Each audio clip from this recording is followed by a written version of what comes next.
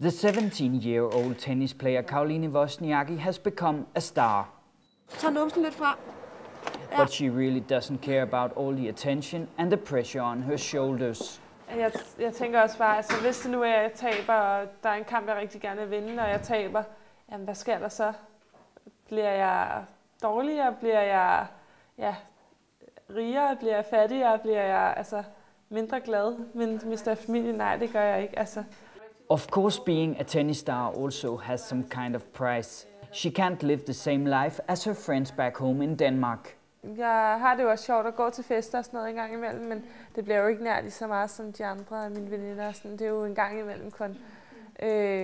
Men så nyder jeg det også på en anderledes måde, tror jeg. Jeg tror, jeg har det sjovere på en eller anden måde. At drikke og sådan, det er egentlig ikke lige mig. Har du nogensinde været fuld? Nej, det har jeg faktisk ikke. Okay. Så det har jeg ikke. Caroline Wozniacki has grown up in Denmark and she has her friends here.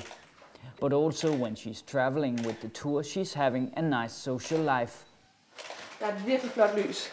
Så ude på turen, så er det meget, at jeg er venner med dem uden for banen, hvor vi laver en masse ting sammen og har det hyggeligt og sådan. For eksempel så kan vi gå ud og sidst kørte vi på vandscooter og give biografen, gå ud og shopper.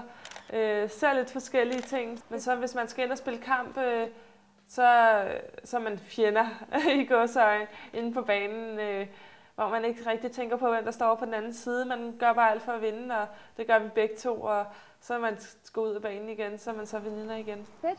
Det var det. Godt finale. Det var det.